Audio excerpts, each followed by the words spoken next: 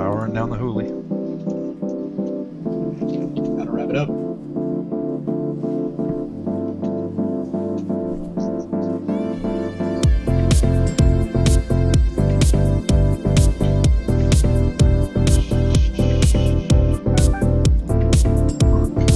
Silence all cell devices.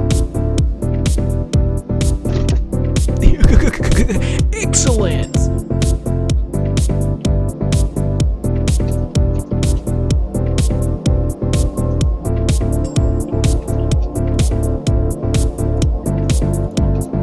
Oh God, no! What am I doing?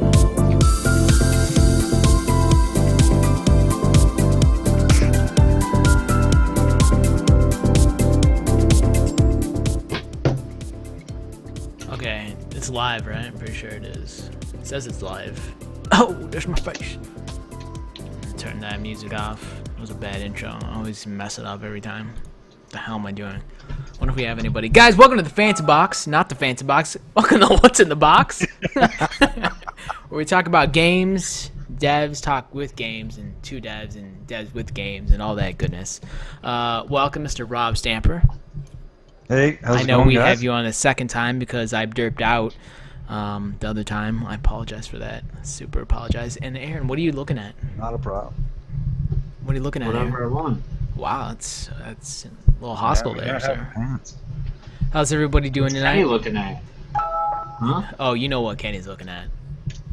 How's everybody doing tonight? Excellent. You Jake. guys?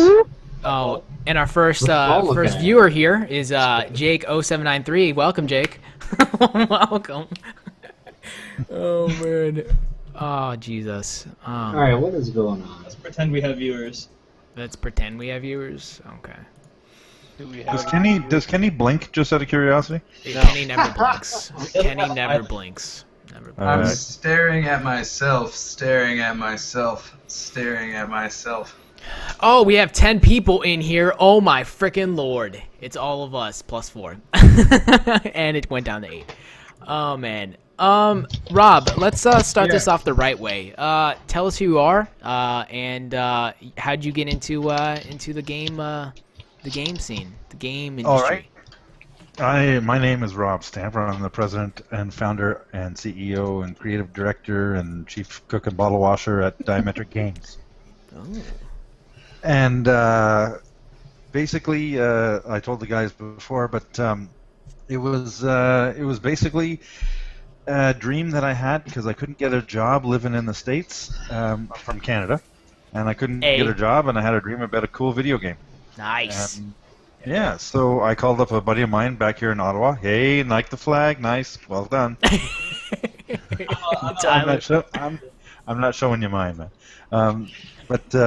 So the buddy of mine here in Ottawa, I called him up, and he was a big gamer, and he's actually doing the dev school now here in Ottawa. And I asked him, I said, what's this game? And he didn't have a clue what it was, so we did a little bit of research and checked it all out. Next thing you know, it doesn't exist. So I said, fuck it, you want to make a video game? And that's how it started. Nice, dude. That's awesome. Yeah, it was pretty cool because we had thought that we were just gonna rock the world, and we had this great idea. And as we started going deeper and deeper into it, we figured out that we had little to no clue what the fuck we were doing. Like everybody else starting in the game industry when they just get out of school, it's okay. I know when we were, us, we're still learning, so it's perfectly. I'm 45, so it was a little bit more than just got out of school. Oh man. Yeah. Where are you from? Well, obviously you just told us you're from Canada, correct? Right, I'm from Ottawa, Ottawa. capital. Okay, I got you. And you said you've had this idea of this game from like the get-go, from the start, or did you always want to create games as like a kid, or when? Actually, I come from a bit of a different direction. I love Okay. playing games. I've always loved playing games. I thought games were cool, and I remember when they first came out, like they first came out. And, Atari. That was, oh no, dude! I'm talking like it was on a cassette with a counter, and it was hooked into your computer, like a TV monitor, and you had to press play to a certain number on the counter on the tape, and then it would tell the TV what to show you. Oh, so 1682, right? Oh yeah. I think it was Marco Polo. Marco Polo was the publisher. I'm not sure. Anyway, So no, I thought this was really cool. And as time went on, and I played some games here and there, and I went and did other things through my life, but it was always something cool that I did in the end. And I remember when I was a kid, I would go to, when the big arcade games came out, and I'd go and play Vanguard or Kix or Tempest, and I'd be pumping quarters in like a dirty whore, just jamming these things in, just go go go, and I could as much as and I'd run out of money in 20 seconds because I was never any good at it. But it was just really, really cool. I remember a game called Robotron. You could literally rip the handles off of this thing. You had two sticks, one to tell it which direction to fire and one direction to fire. And you're just jamming and you're ripping your arms are off. Like, the sticks would come off of this thing twice a day, I'm sure. But That it is was a awesome. blast. There was something And- about the arcade games that just were like it was like the box, and then you just go up to it, and the handles, and you're just like, this is so beautiful. Well, it had a smell to it, Yeah. and it was this smell of arcade, and there's people who are sweating in the back corner because they'd been there all day. Yeah. And Yeah. then there's the guy in the booth, and he just smells like cigarettes, and he's checking out quarters that you probably get leprosy from touching, and but it was great, and yeah, so I was always into it like that. But I did writing and I did acting and I did a whole bunch of other things. I was an army officer and a bank manager and all this kind of stuff before. And when I was down in the States, I just didn't have an opportunity to get a job, and I had this idea about a game. I'd never thought about doing games before, but it turned into this perfect mesh of the three different ideas, like military, knowing the leadership and how to orchestrate things. I've run restaurants and been a bank manager and that, so I know orchestrating and things and how to run money, and then the creative side for putting together ideas for games. And it's been a non-stop learning curve, and I don't think I'll ever get off that curve. But it's been a blast because games give me, I don't know about you guys, but it gives me the opportunity to sort of transpose myself into another reality. Yeah, not a that's- dimension, but yeah, reality. I like what you That's said cool. right. I like what you said right there, and for like people going into the game industry that are people watching, you said a lot of other jobs, life happened, and you did these other jobs, and you learned the traits in those jobs into in the game industry. And I think I think if you want to go in the game industry, and we've had like a couple people ask us like, what should we do or whatever, and we're just starting, but you said it right there, get a job and start learning like your organization skills, start learning like the money aspect of it, like marketing. So like there's so much stuff that you can just learn, and it's not in the game industry, it's just life and growing up. Well, if you look at the game industry, it's such a growing business, and people say, "Oh, the consoles are dead," or people say that this is dead or that's dead. Well, something's always going to be dead. Someone's always going to be pumping life into it. But the reality of this business, as any business, is that if you don't get off your ass and do something, Yep. nothing's going to happen. Exactly. So no matter how you learn a skill, whether it's working in the back of a restaurant, maybe you're a shy person and you don't want to talk to anybody, so you think, "Oh, I'll get a job, in the restaurant and washing dishes." Well, everybody's coming by and saying something to you, and eventually, it expands your social skills. Exactly. Yeah. And that can translate into, "Oh, you know what? I have ideas. Now I feel like I can express them." And that can roll out more and more and more. So it can be a snowball effect. Yeah, I think it's I really like what you said there. That's awesome. How did you I swear I swallowed a bug right before we started this. How long has Gas been in development? Gas started when I was finishing writing FAQ. Okay. Yeah, and I'm sure Aaron's sitting here laughing because he can remember what I said last time. I was writing FAQ and I let one go, and I was like, "Hey, that'd be a cool game." That's funny. So So how many games do you got working? You got Gas, and did you have another one before? FAQ was the first game. Okay. That's the one that I had the dream about. Okay. And, Tell us about it. So the full GDD is made for that. It's just that one's going to be the cherry on the sundae game for the company to be able to make that, because it's going to take 14 different game companies getting together to make one game. Okay. What? Yeah. So and yeah, exactly. So I have lofty ideals. So, but if that doesn't work, then I'm going to switch it to the McDewey's instead of McDonald's mentality, and just make it out that way. Nice. McNoogles. But, McNoogles. well, I always was a big fan of Coming to America, so I might go with McDowell's. There you go.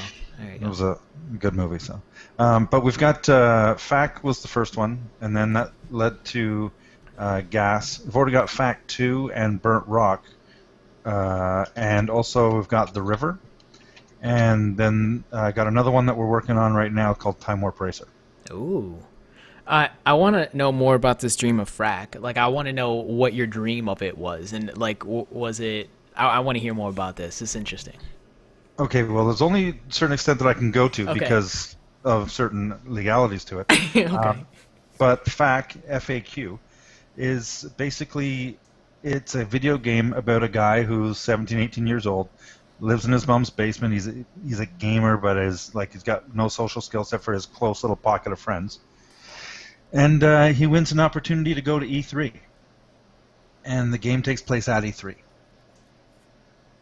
And without going too far into it, it's a layering of reality and anti-reality, trying to get back to reality. I like that. So, go but yeah, on. I can't go too far on it. But it's the fact comes from the thing that he's not allowed to swear. His mom won't let him swear, and so every time she hears him swearing, she gives him shit, right? And so he, instead of saying fuck, he says fack. Ah, okay, got you. And so it's FAQ, so FAQ. And Is he then Chinese the or second one. Japanese or something like that? or- No. He's Korean. He just shot a missile. The other one is FAQ 2, which is a sequel. Oh man, I like that, dude. That's really, really interesting. And and I know I'm jumping around all the place and like asking you free. about all the games. Gas. Now Yes. what is that? Gas is a game based on going into a restaurant that, say you eat in an exotic restaurant. It's got 4 different countries. It's Mexico, Jamaica, Peru, and India. And the premise is that you go into a restaurant and it's not sitting so well and your belly's filled with gas. And you have to get to the bathroom. And so you have to run across the cityscape. And, there's the city, the ruins, there's the part on the Palapa roof beach house kind of thing. All these different parts to it before you get to the bathroom. And it's a really hard game that you actually have to balance the gas meter. Because for each food item you eat along the way, it gives you another bar of gas. There's tablets and bottles of antacids which take away gas. And you have the left-right run, but your jump is your fart button. So you fart your way through it. God, that sounds And- a lot like a hard game. Yeah, they told me something about that. Your bladder buster drive or something like that. But if you run out of gas, you shit your pants. Yeah. And if you fill up on gas, you explode. Oh God, like death, like exploding your pants, or okay, wow, that's If you fill up with gas, you explode. okay. So if this you is M-rated. run out of gas, you shit your Yeah, pants. definitely M rated. Oh, what? Some No, mom's gonna no, peek no, over, just- like, what are you playing? Oh, mom, I just shit my No. pants on. See, that's the thing. We're smart enough to make it so that way you just see the person's face Yeah. with this kind of panicked look on its face, and you hear this, oh crap. Yeah, but how do you show exploding? Well, you don't show exploding. You see You the just hear chunks kind of panic face, and then you hear the explosion sound. Oh, okay, I got you. and like Which- blood spray. But I'm not playing it unless there's blood on the. windows. Rob, we want blood, man. We want little chunks of meat on the screen, I sir. gotta tell you, if you're running blood in your stool, you might want to get to the doctor. No, not the stool. You said he was gonna explode. I want the my stool. screen. I want to shake the blood off my screen. On my Oh, that phone. would be sick. Like, you had little chunks, and then you're like, oh, I gotta wipe that off, and then. Okay. And see, this is why we have an easy rating and a hard rating, because it's about the gameplay, not the goo. You know what? Screen. Screw know, it. Just I'm make just- it A. No, that's Just the thing. make it adults only. Make it. Well, if I was Even doing that, for- trust me, I'd be showing a lot of other things on the. He's going through Mexico. He'd be passing the little Tijuana whorehouse, or. Okay. But no, this is going to have an easy rating for the kids to play, so they can make it through, and it's not too challenging. But then there's the hard level, which really actually kicks your ass. Oh, that's cool. Now, how many people do you have working on it right now?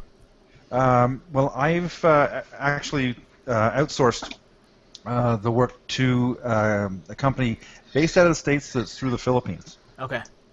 And so there's right now I got two. I had an artist that works with me, and he did all the baseline concept works, and he does all those. His name's Leon, phenomenal artist, really, really great guy. Just takes an idea, can run with it, and do all the tweaks that you're looking to That's really get awesome. the feel. And then I take those and and I pass those along, and then I get the 3D modelers to do it. And so we started off, we're just going to do a 2D, 2.5D version, and then we decided that we're going to take it and turn it into take all the stuff and make it a 3D model, and then re-render it down to a 2D, so that way it can run still as a side scroller. All right. So I've got the two artists working over, and I've got the two coders working over there. Now, did you do that? Was it different with the people you were working on? Fuck, what? Fuck you. Yeah, no. The FAQ is it had to be put on the back burner Okay, because I got you. like it was like it's done. It needs to be physically created. Yeah. But the entire game and breakdown of it is done. It just when I went to E3 last year with it,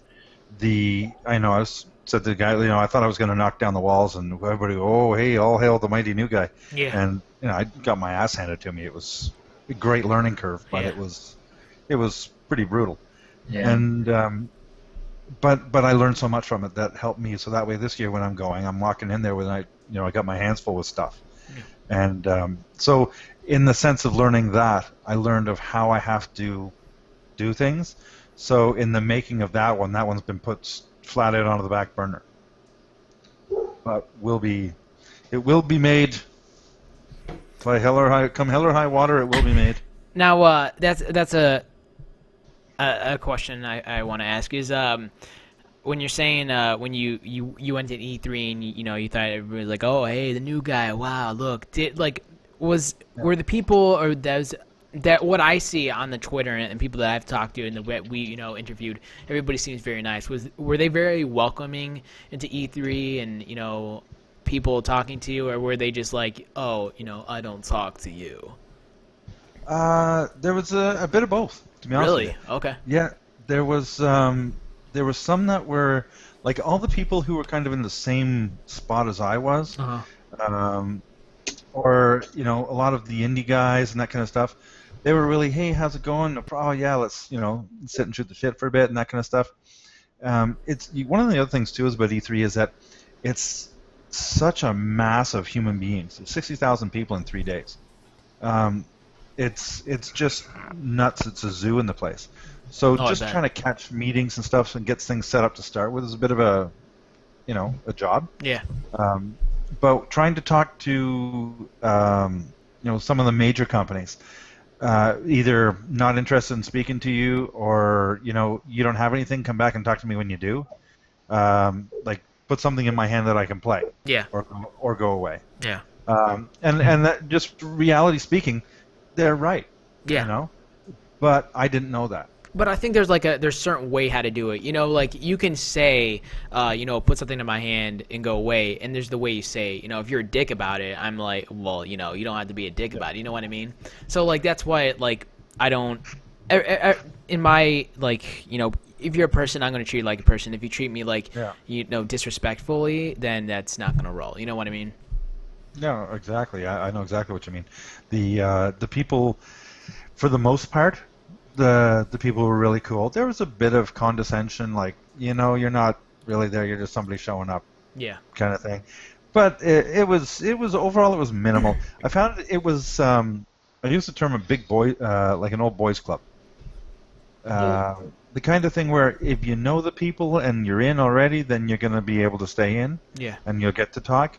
But if you don't know anybody, then you're probably not going to get to talk to anybody because you're not in the club yet. Yeah, I see. You're gonna have to go. Like the first year is not gonna happen. Maybe the second year a little bit more. Then the third Yeah. year a little bit more. You just gain friends. I mean, I know all of us want to go to E3 and definitely PAX. Did you ever go to PAX or anything like that? No, that's like I said, I was down in the States. My wife and I actually just moved from Florida Okay. up to here, and we drove up. We sent all of our shit, but we drove up. And when we drove was actually the weekend that PAX was. Oh So we wow. didn't- Okay. Yeah, like I would have liked to have gone to PAX, but it was exactly the same date. And yeah, go to PAX or move. Yeah, exactly. What do I want? I know that like as soon as the tickets sell like that, they're very, very quick. Like they're not super expensive, but I mean you need to be on the website and not refreshing anything to get the tickets. So it's very, very rare, not rare, but you got to put some time into it. But I mean that's pretty cool. I know a lot of people. No, honestly, I probably would have gone for showing versus. Like I would have around. pushed the build faster, and I would have been going to demo instead of just attend. Mhm. If I was to go to PAX, and I'll probably do that next year. Yeah. But yeah, to get a ticket as an attendee, you basically have to sit on the phone with your face up against the speed dial button. And you're pooched. Yeah. But that's awesome. I'm glad you talked about E3 and your experience. I know Aaron, Kenny, Jake, Paul, Tyler. I know you were talking to him, but do you want to ask him any questions just by me talking and whatever? Because you probably guys don't because I'm just. Well, if you'd let us, you Yeah, just go keep. for it. Whoa, excuse me, Aaron. You're Go like, on. do you have any questions? And as soon as you stop, I go to talking. Well, yeah. All right. So anyway, you said that I believe you said that you have a build or a new build. Is it like how close are you to finishing it? How close close to finish gas? Yes. Projecting probably June 1st. June 1st. Cool. We're shooting for June 1st. It's possible it may extend out another week. But that depends on synchronizing all the 3D-ized artwork and how much time it takes to finish those out and then re-render them down. Okay. And then the other side of it being, once you get all those put into form and format, then going through all your debugging and stuff like that. Yeah. So, realistically speaking, I'm looking at probably another 2-3 weeks. Do you plan on using Kickstarter or another type of funding for it? Yeah, actually, I've been doing a lot of looking into the Kickstarter, and I think there's a couple of, because I'm funding it myself. Like this has been all out of pocket. My wife and I have decided to put a few bucks into this and to make it happen. Otherwise, just chipping away at it a little bit at a time, it just wasn't going to get done in time enough for it to be actually anything practical. So basically, all the money is getting to the point where it's down to zero. We're scrap a couple of bucks together to go to the conference next week here in Ottawa, get a booth there and stuff. So we've decided, Jake, to go with a Kickstarter and put it together so that way it'll be the things that we want to put into the build that we don't have in there yet. Like getting the shop up and operational, turning it over into a PC version so that way it can go on Steam Greenlight and maybe on Facebook as well. And the one thing is that we don't have the capacity to make a video. So, have you guys ever seen the movie Be Kind, Rewind? I Yeah. have not. Okay, you need to watch it because it's a brilliant movie.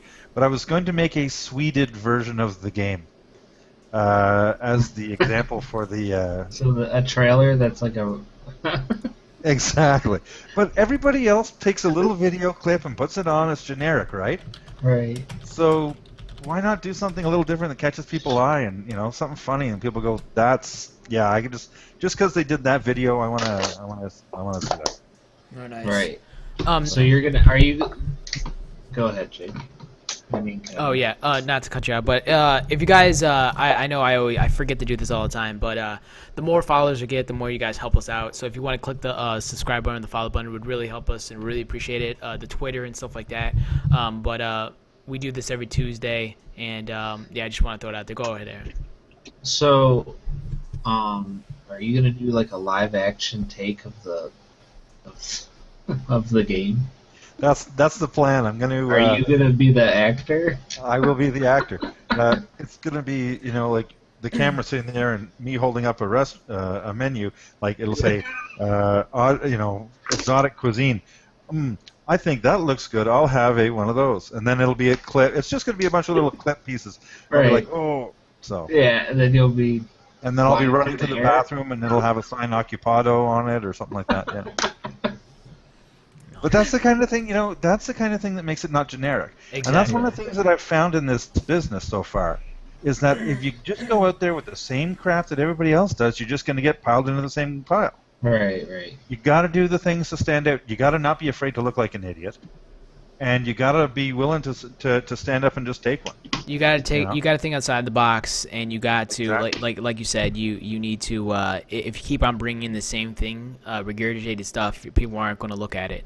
And I think a lot of people, not even only in the game industry or just like everywhere, it's the same old stuff, and people are like, that's not innovative, the same thing, and just people bypass it. Done. And the same thing over and over works for Call of Duty. Yeah, but how many times do you want to play Call of Duty 47? 0. Yeah, I don't want to play Exactly. Call of Duty anymore. I mean, it was fun in the beginning, But but someone does. true. Yeah, Yeah, but it's catered to a They certain wouldn't- kind of game. They want to pipe out 2 a year.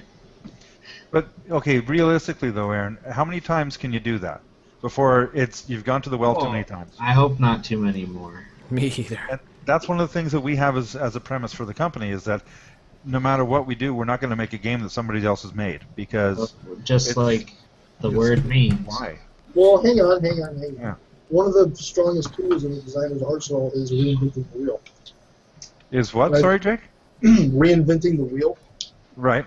Take the same concept or idea from a game, apply a new theme, change some things on it, and that apparently does really well. For example, Candy Crush. That's Bejeweled.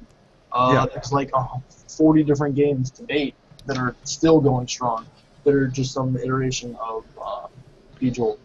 But Right, just but like you'll- he's saying, you'll notice at that one the same point it's no people do- longer going to work. Well, even so, to go along on that same idea, you're right, reinventing the wheel. So basically, Gas is a side scroller that goes side to side, and you collect stuff and you avoid stuff. Okay, well take every movie. You've got a storyline to the movie. There's a climax, an anticlimax, a build up, a conclusion. It's all the same wheel being reinvented. But one of the things that you got to look at when you're doing this is, and it's just my opinion. Don't forget, I'm full of shit, just like everybody else. But if you're trying to make a game and you're trying to make something that actually counts, or says, hey, you know what? I know what I'm doing over here, or hey, look what we created, something you can be proud of. If you're just doing a copycat, then it's yeah, okay, it may make you money, but I'm not in this just to make money. Right. I'm in this to have a little bit of pride. Like if I'm going to put my name on something, and this is just me the way I've been all my life, is that I'm going to do something, I'm going to put my name on something. Well, I sure should want to be proud of it at the end of the day. Yeah. Oh, absolutely. That's what we're into. So Like- yeah, may not be fully reinventing the wheel, but at least finding a way to do it that's not a carbon copy. Like Yeah, I feel like I think Jake has a good point, and this is kind of my mindset when he was talking about this. He's like, or even Aaron talking about Call of Duty, but I know Call of Duty hasn't done this, but in my mindset, if I was to throw out something like Call of Duty out, the same regurgitated stuff, and like you said, Rob, it would make you money. So it would make you money, and you're like, okay, I don't want to make that game anymore, so let me, like you said, think of something totally different that I can now put on the market since I have all this money. So you could do it like that, which is like kind of like you said, like you want to put your name on it, and you want to think, you make sure it's like, different, but then there's, yeah. But that's kind of how I think. Well, that's one of the things that we're trying to do is with Gas, for example. We've got the other games to make. Gas is being made to help create funds for making the other games. Yeah. Yes, we all have to, we can live on morals, but you don't get very full from them. Yeah. Yeah. At the end of the day, you got to put bread on the table. So Yeah, exactly. yeah, we do have to actually work with that bit of a model at times as well. but it's how far you orchestrate yourself to it, or do you just completely succumb, roll over and take it. To money Uh, hungry. Yeah. Some people yeah. are just money hungry in the industry. Like a bunch of people are just like, Yeah. Call of Duty. I know we keep on 3 does it, and I mean, And they make a ridiculous amount of money. Well, there was a That's- guy. Sorry, Aaron. There was a guy in an interview. You can find it on YouTube. I've seen it. Is the guy? He's being an absolute dick, and he's flat out says, "Just so you know, any game you put out, we're going to rip it off," and he's just a whore for the money. And he's like, I think he's from King or Zynga or one of those guys. And but if you look for the video, the guy literally says, "Whatever you're making, I'm going to rip it off and steal your money. So thank you." Wow. those are- so And that's at a conference in front of a stack of people. so he was publicly a dick, and I'm sorry, but I wouldn't play any of his games because I kind of look at it from a moral standpoint in a way where I don't like games that you have to pay just to, like Candy Crush, for example, which is made by King. I don't like how every little thing they nickel and dime you, and it was different when it was an arcade and it was your only option to actually put coins in a machine and play a game. But now you can play so many games, especially phone, for absolutely free. Yeah. That it's just ridiculous. Well, that's with gas. Our premise is you're going to get the first level. If you like it, buy the other levels for $1.99. Right. If you don't like it, then you got the first level. You can play that. Forever. And yeah, forever. And the other thing too is when we get the store build into it, that with the store you'll be able to purchase some extra food or extra tablets or a roll of toilet paper. Yeah, I mean, I trust me, I'm not opposed to in-app purchase, but it's just those ones are just so ridiculous. Like, You can't advance without doing that. right, eventually the game gets impossible unless you pay money. Yeah, I don't know. Or- That's the thing. Our game is built so that way you don't have to pay to be able to play. You Right. can make it through. If you we'll give you the first one. If you, I feel like a crack dealer in the schoolyard. Hey, little kid, want to try some? Yeah, you want the first level? Yeah. First level's free. but it's no, and that's the sense of the business, though. Like we want to make money. We're in it to make money. So, you give that opportunity with the first level. If you like it, great. It's $2. People throw away that much on a coffee every day.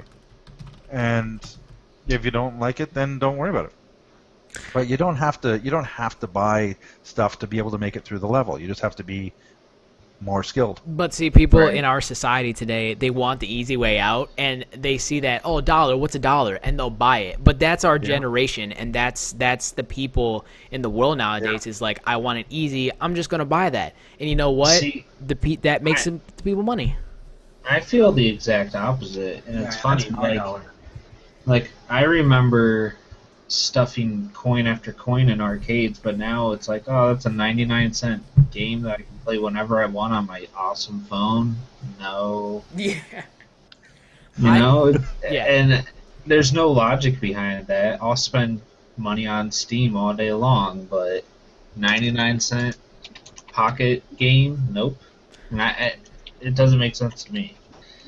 So, usually it's catered to the grandmas, to the older 30, 40s. I mean, and to the younger kids too. They're like, oh, I got a sweet iPhone, oh, I got a sweet Samsung, and they're just like, I'm just gonna download this game that's $1 because my mom and daddy pay for it, and then boom. We asked you not to use your real voice. Okay, I'm sorry. It's back. I'm sorry, guys. I'm really sorry about that. It just came out and. Oh, jeez. Therapy 101 needed. Oh man, I think that was really good. But as we move on here, did you have any troubles along the way making your game? Obviously, you told us that the money it's going down. But was there anything with your team working with anything really? Well, a couple of things that made it a little bit difficult were motivation. Trying to keep myself and another person motivated when nobody's getting paid. Yeah. That's just flat out not easy. I'm lucky that the guy Leon that I worked with, he wanted to do it not specifically for the money, but because he's a phenomenal artist. He likes doing art, and for him, he's interested in it, and it's a great way for him to learn. And he wanted to develop his skills, Yeah. which is for me, it's a great thing. And then right now, working with I've got the people that I'm working with in the Philippines too. Absolutely brilliant. They're really, really talented people, and working with this one girl named Rain, one of the things that it's a bit difficult is there's a 12-hour time difference. So for example, we had a meeting this morning at 8 o'clock in the morning for me, 8 o'clock at night for her. Yeah. So neither of us hit really the good time, but it's that we put it together, we try to work it together, and it's some of it's the timing, some of it's the motivation, and because for me, like I said, my original partner, he's gotten himself into doing. He's stepped off of originally being a partner, and he's now just a gameplay consultant. So get a different set of eyes, kind of thing. It's always there. Now that he's done that, there's a lot of it's sort of down to me, whereas I'm, like I said, doing all the different hats at the same time. Like for example, going to the convention on next week, I'm going to be the only one at the booth. So in the course of a day, I've got to really time it when I hit the can. I just don't have the extra couple of $100 Yeah, to exactly. spend on another person's ticket. Yeah.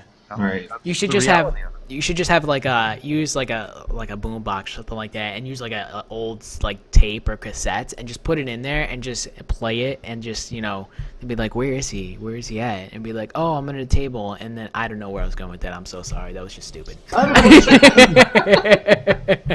have a question. Yeah, Jake. Talk to me, Jake. Why? You said you're the only one running a booth and you have a ticket to pay for someone else, or the money to pay for someone else's ticket. How come Right. you don't just pay for your ticket for the booth, because it's like $200 or however much it is where you're going, and then have someone else just buy a simple entry fee ticket and then have them hang around the booth? That's what we plan on doing. Is that we'll pay for one booth and then we'll buy everybody else just simple little cheap tickets just to get into the show and have them hang around the booth. Because the simple cheap ticket is $200. Oh, I'm sorry. And plus, they live in The booth costs. I don't know if you're aware how much. For example, the small booth in the back corner beside the toilets at E3, is $30,000. Holy Yeah. Wow. That's all. That's all. That's yeah. all. The game conference here I'll wipe my ass with it. I don't know. It's somewhere around $1,000 or so for the, or something like that. I'd already bought my ticket, and then I just 2 days ago decided to demo the game at it. So on the weekend, I was literally running around because I don't have, they provide you a monitor, but I didn't have any.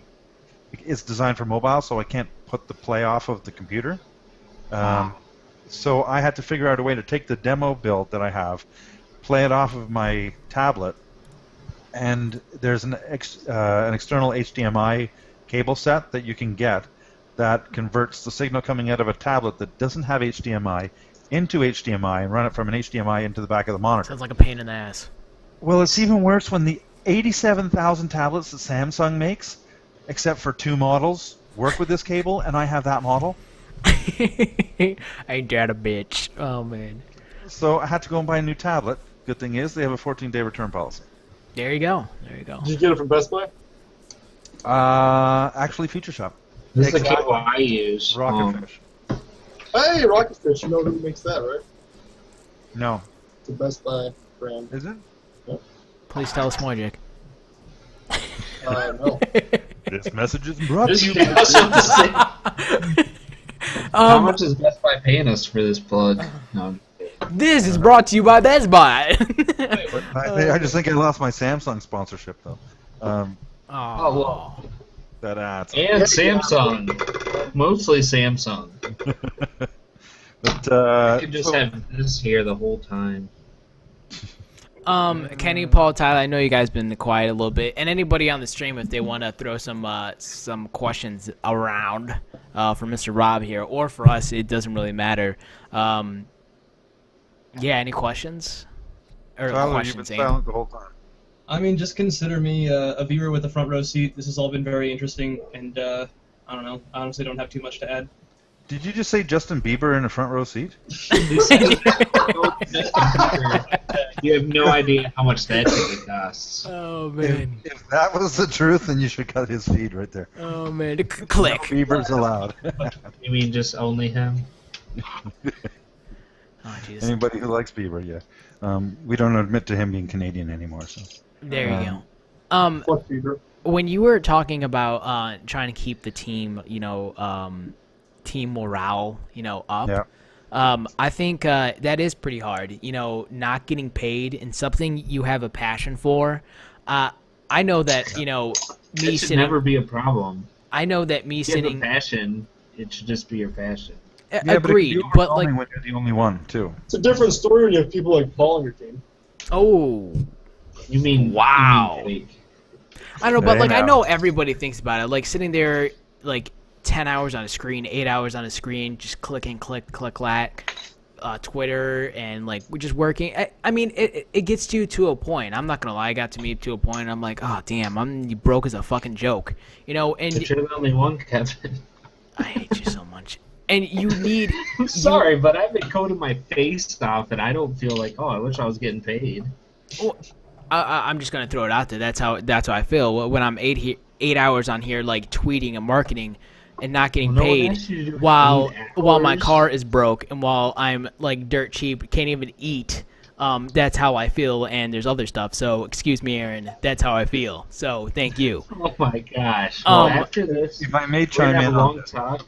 if I may chime in on this, guys, I think the hard part isn't so much whether or not you are in like your position, Kevin, where you're doing all the stuff and you feel frustrated because you don't have the return out of it, like some other people may have, or you people like say Aaron, who's putting in some work and they don't notice the external aspect of it. That because it's just I'm in there and I'm going for it. I think the hard part is the fact that a team is a group of individuals put together. You do all have a common thread, but you come from a different point of perspective. Yeah, and you yeah. come from a different opinion about things. And trying to find that happy zone in the middle where everybody works together to really make it work. That's where the magic comes in. Yeah, exactly. You I know it's just hard. It's hard, and I love what I do. And there's those days and those that just pop up, and then the next day it's perfectly fine. It's just the emotion people feel. That's sometimes I feel, and I'm not gonna lie to you guys. It happens that day, this day, that day, this day. And that's how it is. No, I totally get it, Kevin, but I don't know. No, go on, please. We're good. After this show. All right. Johnny! I will say though, from my personal point of view, that the one of the difficult parts is the fact that I'm the guy doing the marketing, and I'm doing the research for the image factoring for the game, and I'm doing the Foley work for it. And when you're putting in all those different types of things, sometimes there's not enough hours in the day because you want to spend time with your wife, or you want to, put that stuff away in the basement that you put in the box since you moved here and you haven't gotten around to it yet. Yeah, exactly. So that for me is the part that I find the most difficult. So let me Money's ask you money. this before you move on to the next session. What Pardon? do you do to cope with that? How do you? Because that's the hardest part for me. Because I'm managing school, a job, and this, and my school is trying very hard. Paul, you can relate to taking up majority of our free time. Right. What do you do to cope with that? Because like you said, there are things like there's days like I wish I could have went out and washed my car today. Or I could have went to the bank and took care of a few things that just need to get done. What do you do to cope with that? Remember how I said before I used to be an Army officer? Yeah. That really helps because I understand the idea. You can laugh all you want there, Ken, but it's about the idea of prioritizing. I know what I have to do. What's the thing? Like if I can wait a day before I go and get my car washed, well, fuck it. It's made of metal. It's not going to die. But if I have to get to the bank today, well, then I got to get to the bank. So, for example, I today, my wife and I were going and doing a bunch of things. Well, okay, so you plan out the route in your head. Okay, I go from here down to there, get that, swing back, hit this, swing back, hit that, swing back, hit that, and I take care of this stuff in this time frame. And I got an open window for this. I go take care of that, come back. So, like, I schedule the hell out of myself every day. I may not have it written down in a calendar. I'm not a calendar kind of guy. But like I'll know, like if, say for example in your position you have school from, let's just say 8 to 12 in the day, and you've got this amount of stuff to do after that. You find that, how many days do you wind up just sitting around doing nothing? Well, you save those hours for the last couple hours of the day. From the time you get up to the time you're done at the end of the day, you're full balls on productive. And then, but giving yourself an hour in the middle of the day to just go screw it, because you have to, otherwise you get your brains fried and there's no good and you're useless. So you go full on, balls deep, all ready to go in the morning. You take your half hour to an hour in the middle of the day, recharge yourself. Don't go near anything that has to do with what you're doing. Sit and put on some stupid comedy TV show, eat something, whatever. Take a walk outside. Where we were living before, I used to walk down along the river. We had a pond kind of thing, and I would just sit and watch the fish for half an hour because it's very tranquil and take my brain out of it. And then you go back into it and you just go hardcore until you're done what you need to do that day.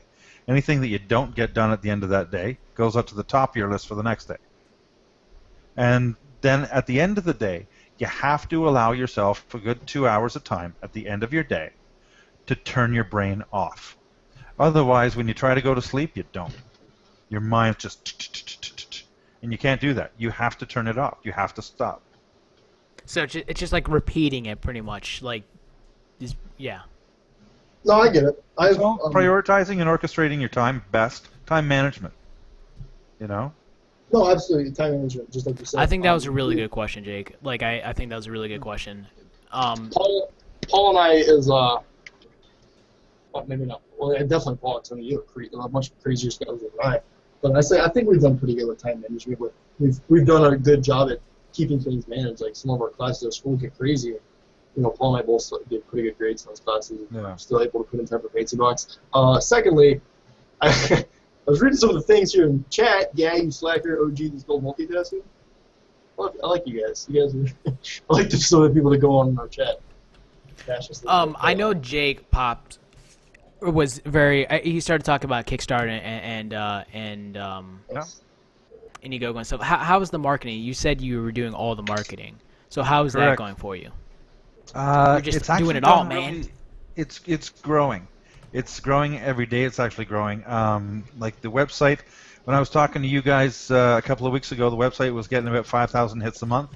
Over the past couple of weeks, it's gone up to about almost 8,000 to 10,000 hits a month.